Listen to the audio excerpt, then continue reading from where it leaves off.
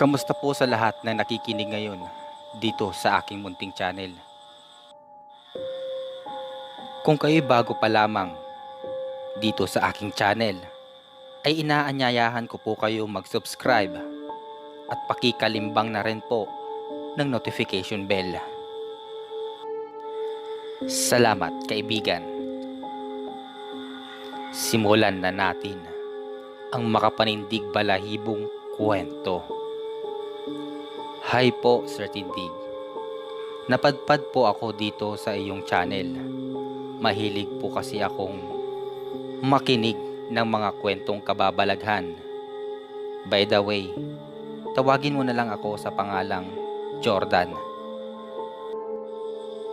Nakita ko po kasi ang description sa isa mong upload, Sir Tindig, na kung may nais mag-share ng kababalaghan na karanasan sa kanilang mga buhay ay i-message lamang ang iyong Facebook page.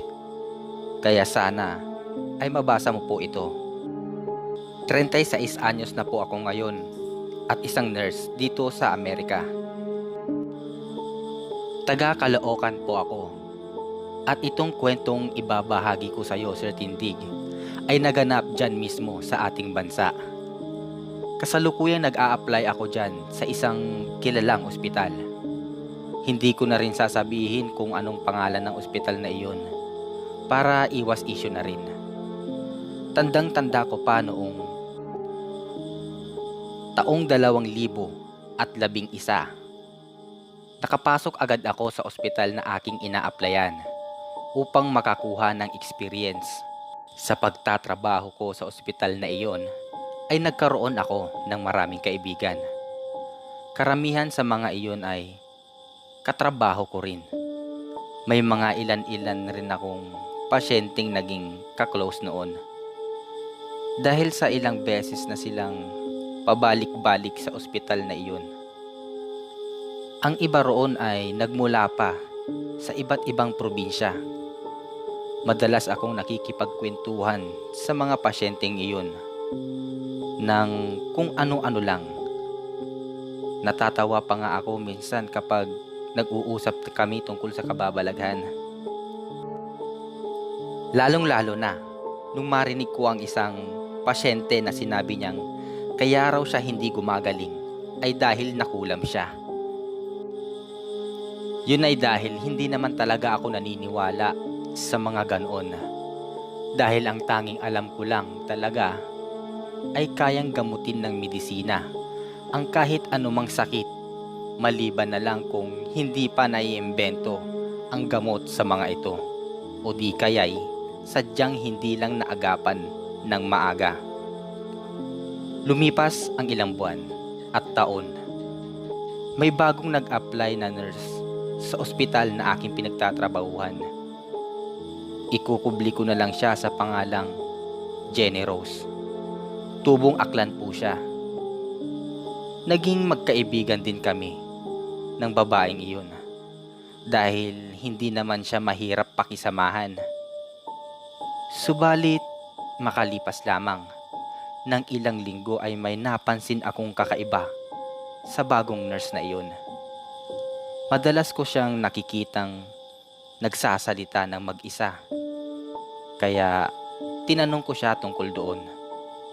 At ang sagot niya ay, "Ano ka ba, Jordan? Kumakanta lang ako nun." Medyo pagalit pa nga itong sumagot sa akin. Kaya naisip ko na rin na baka nga kumakanta lang siya nun. Ngunit sa pagpapatuloy ng mga araw, ay napansin na rin ng iba pa naming kasamahan ang kakaiba kay Jenny Rose. Pati ang pag-uugali at pakikisama nito ay nagbago na rin maging sa mga pasyente. Naging masungit at maldita siya sa amin. Kaya simula nung nagbago siya ng pag-uugali, ay nahiwagaan ako sa kanya. Ngunit kahit pati ako ay naiinis na, ay pinakisamahan ko pa rin siya ng maayos. Sa katunayan nga niyan crush ko po siya. Hanga ako sa taglay niyang kagandahan. Yun nga lang sadyang may kakaiba sa kanya na nais kong matuklasan. Hindi ko po alam pero may kutob akong masama sa kanya. Ewan ko ba? Basta nababagabag ako sa mga panahong iyon, Sir Tindig. Sa tuwing nakikita ko siya, dala siguro iyon ng pakikipagkwentuhan ko sa mga pasyente namin na taga-probinsya tungkol sa mga kababalaghan. Hanggang sa nagdesisyon akong sundan si Jenny Rose sa kanyang pag-uwi. May service po kasi ako noon na motor, samantalang siya naman ay nagkukommute lang. Ilang beses ko na rin siyang inalok na ihatid, subalit panay ang tanggi nito sa akin. Isang gabi, nauna ako sa daan, Sir Tindig, upang abangan siya. At nang makita ko siyang lumabas at sumakay sa jeep, ay agad ko itong sinundan. Hanggang sa bumaba siya sa parting tondo. Patuloy ko pa rin siyang sinusundan gamit ang aking motor. Nakita ko siyang lumiko sa may bandang squatter area.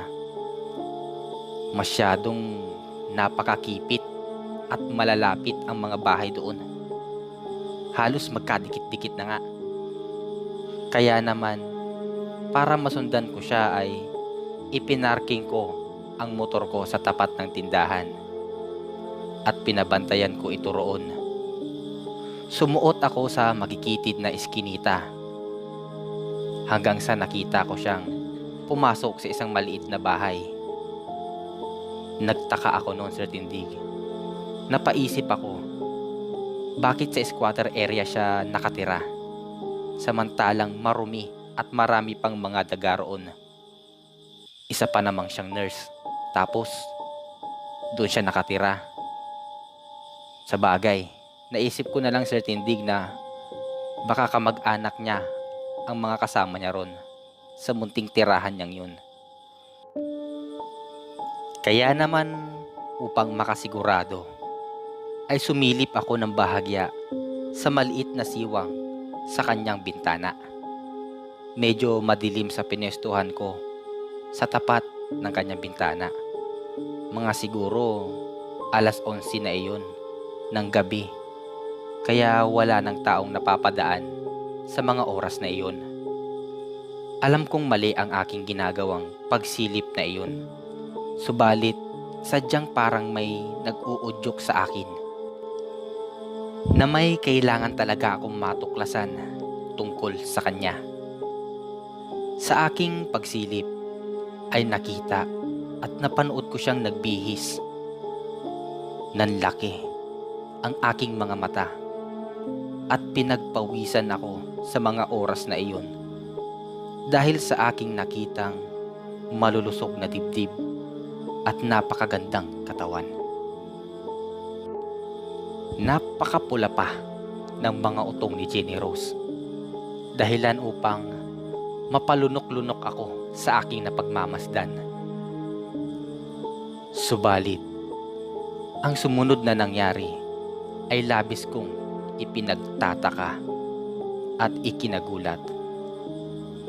Dahil pagkatapos niyang magpalit ng damit, ay may kinuha siyang mga kakaibang bagay. Mga manika at ilang karayom. May mga ilang syringe din siyang inilabas. Hindi ko alam kung ano at para saan ang mga iyon. Subalit bigla kong naalala ang mga kwento ng mga pasyente namin na taga-probinsya, na ganun daw ang mga kagamitan ng mga mangkukulam. Maya-maya pa'y kinargahan niya ng kung anong likido ang panturok na hawak niya mula sa maliit na bote.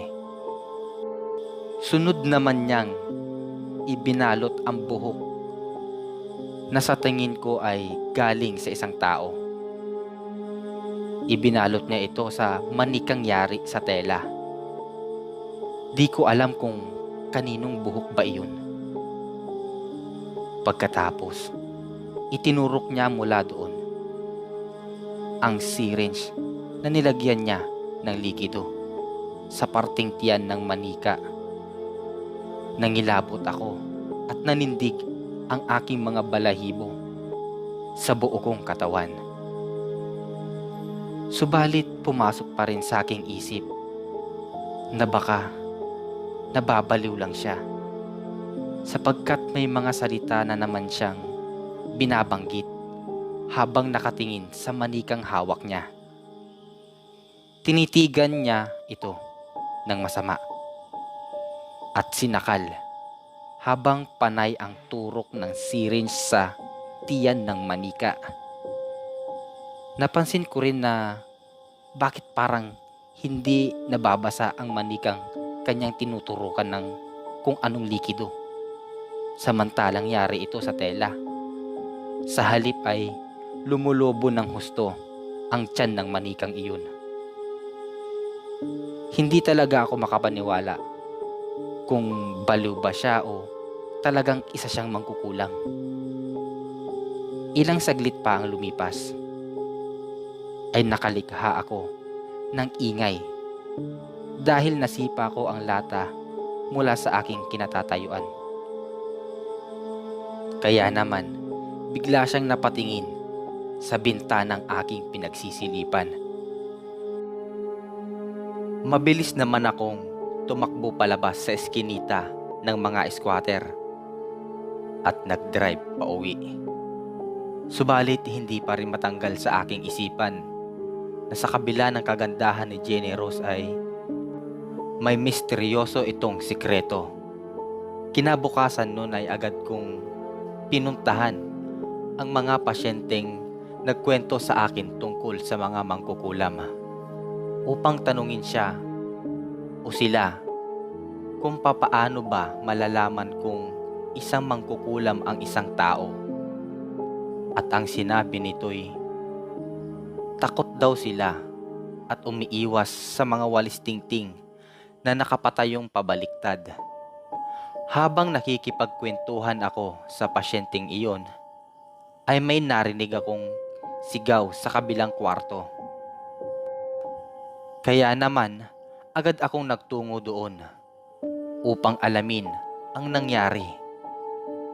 Laking gulat ko na lang nang makita kong wala ng buhay ang pasyenteng inaasikaso ni Jenny Rose. Bigla ko tuloy na alala.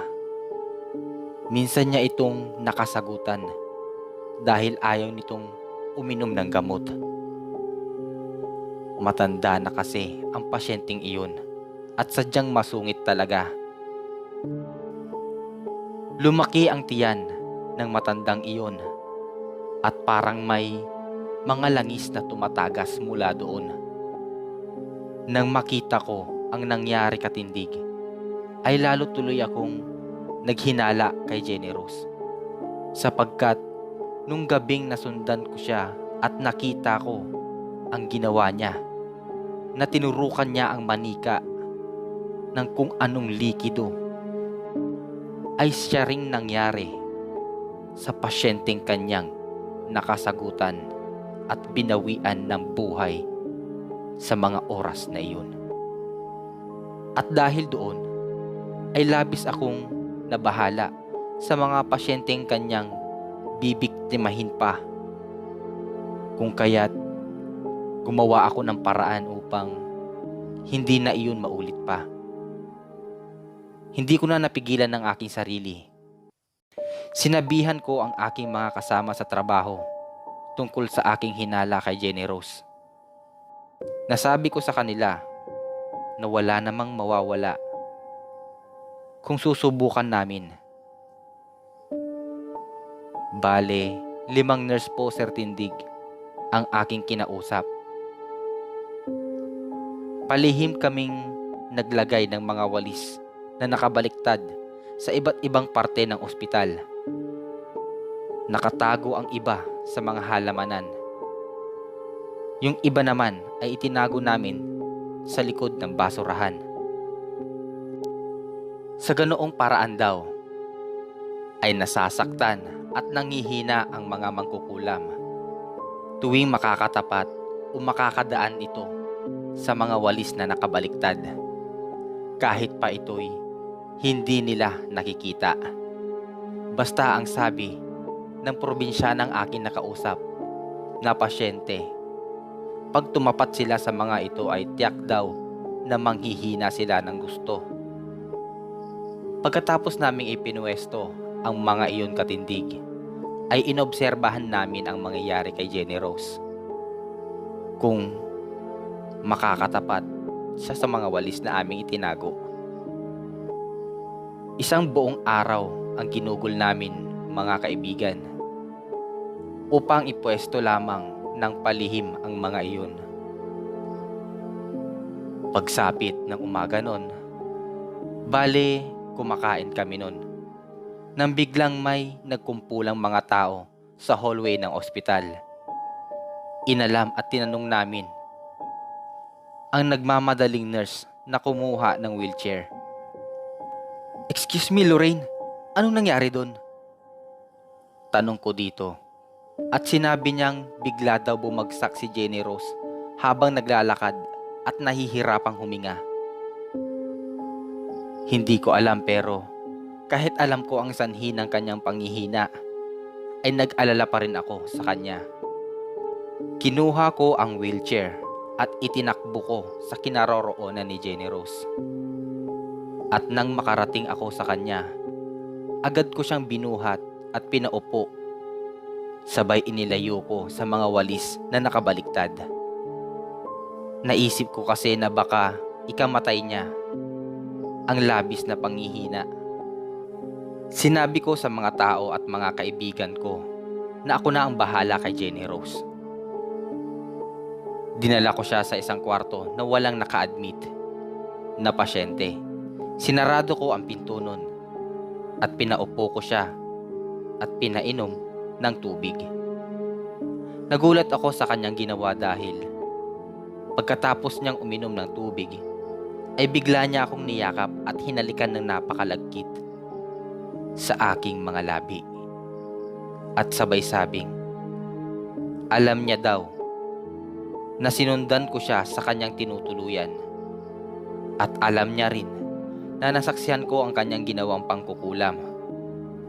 Pero tinulungan ko pa rin daw siya upang makaiwas sa mga walis na aming inilagay mismo. Nagtaka naman ako sa mga oras na iyon, mga katindig, dahil nalaman niya ang aming mga ginawa. Kaya naman, tinanong ko siya kung papaano niya nalaman iyon. At sinagot naman niya ako ng narinig niya daw kaming nag-uusap tungkol sa aming balak.